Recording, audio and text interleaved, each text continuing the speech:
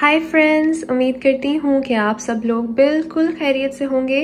आज मैं आपके साथ एक बहुत ही क्विक और मज़ेदार रेसिपी शेयर करूँगी मीठे की, जो है शाही टुकड़ों की। बहुत क्विक है, बहुत मिनिमल इंग्रेडिएंट्स हैं, आपके सामने सब चीज़ें पड़ी हैं और बेरली कोई चीज़ आपको चाहिए, जैसा कि आप देख रहे हैं। बहुत मज़े की बनती है। और सबसे पहले तो मैं आपको दिखाऊँ मेरे पास है क्या। मेरे पास यहाँ पे कुछ क्रश्ड ड्राई फ्रूट्स हैं, अपनी पसंद के कोई भी आप ले लें। फिर मेरे पास है यहाँ पे कंडेंस्ड मिल्क, जो कि मैं हाफ यूज़ करूँगी। मेरा जो कैन है वो 300 ml का है, मैं ऑलमोस्ट 150 ml यूज़ करूँगी, डिपेंड करता है कितना आपको मीठा पसंद है।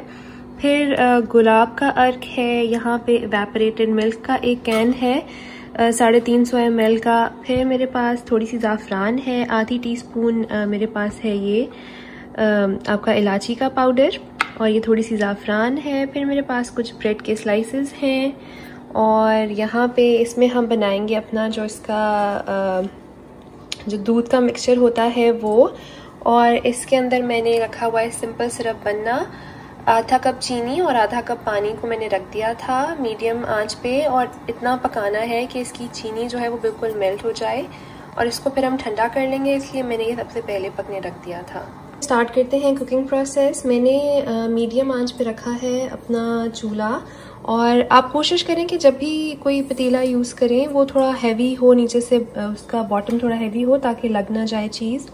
तो पहले तो मैं इसके अंदर डाल रही हूँ अपना सारा का सारा एवेपोरेटेड मिल्क। फिर इसके अंदर जा रहा है कंडेंस्ड मिल्क, थिक है काफ़ी ये। अच्छा, एक और बात ये कि अगर आपके पास एवेपोरेटेड मिल्क नहीं मिलता तो आप दूध इस्तेमाल कर लें। एवेपोरेटेड मिल्क बेसिकली दूध होता है जो उन्होंने पकाया होता है कि वो थिक हो जाए बहुत ज़्यादा। तो आप अपने दूध को पकाएं इतना ज़्यादा कि वो अगर 1 कप था तो 1/3 कप रह जाए उसमें से। जितना भी आप दूध इस्तेमाल करेंगे उसका 1/3 रह जाए बेसिकली, तो आपका एवेपोरेटेड मिल्क तैयार हो जाएगा। अब इसके अंदर मैंने डाल दिया है condensed milk. Evaporated milk use करने का फ़ायदा ये होता है कि आपका जो कुकिंग प्रोसेस है और जो मेहनत है वो आपकी बिल्कुल मिनिमल हो जाती है। क्योंकि जब हम बनाते हैं कुल्फ़ी फॉर इंस्टेंस, या जब हम बनाते हैं शाही टुकड़े या कोई भी ऐसी चीज़ जिसमें दूध को काढ़ना होता है, पकाना होता है, तो वो बहुत टाइम कंज्यूमिंग हो जाता है। तो जब एवेपोरेटेड मिल्क यूज़ करते हैं तो वो आपकी मेहनत जो है वो काफ़ी कम हो जाती है। पर अगर नहीं मिलता, अगर नहीं यूज़ करना चाहते तो घर में आप बना लें, कोई ऐसा मसला नहीं है। अच्छा, अब पीछे ये देखें कि ये तकरीबन इसमें उबाल सा भी आ गया, और मुझे नज़र आ रहा है कि मेरी चीनी मेल्ट हो गई है। तो अब मैं चूल्हा इसका बंद कर दूँगी और इसको मैं साइड पे कर दूँगी।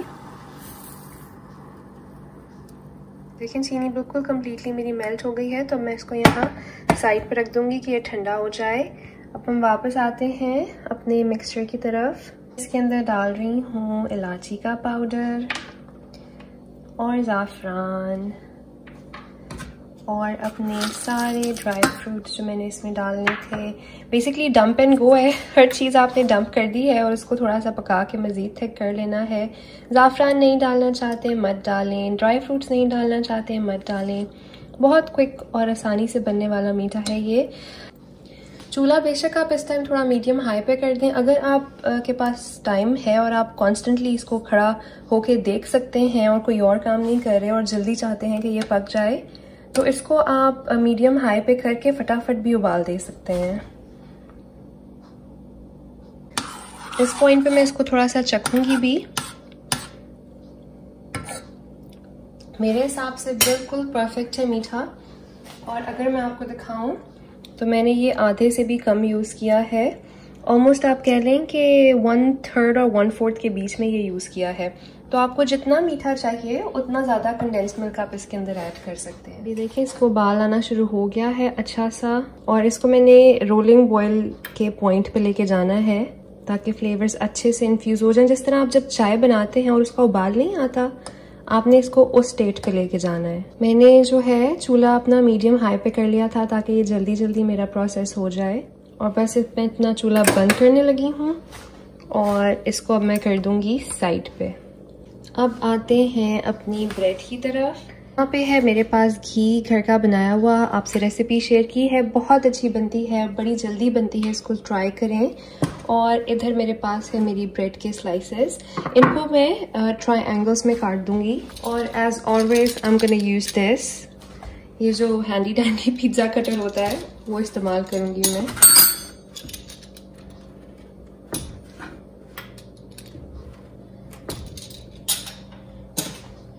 और चूल्हा मेरा मीडियम, इस पे हल्का सा घी लगा के मैं रख दूंगी। बिल्कुल आप देखें कितना मिनिमल सा घी लगा रही हूँ मैं इस पे।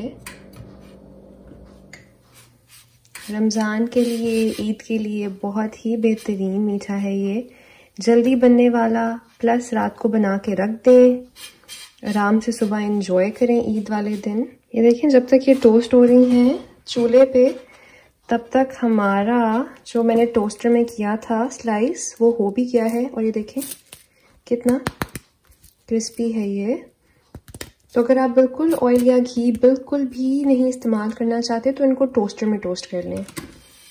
आप चाहें तो दूसरी साइड पे भी घी लगा सकते हैं, मैं नहीं लगा रही क्योंकि एक फ्लेवर उनमें ऑलरेडी आ चुका है घी का। अगर आपको लग रहा है कि जल्दी से तेज़ी से ब्राउन हो रही हैं तो चूल्हा अपना मीडियम से मीडियम लो पे कर दें, मैंने अभी किया है। और मैं ज़रा इसको भी आपको काट के दिखाती हूँ।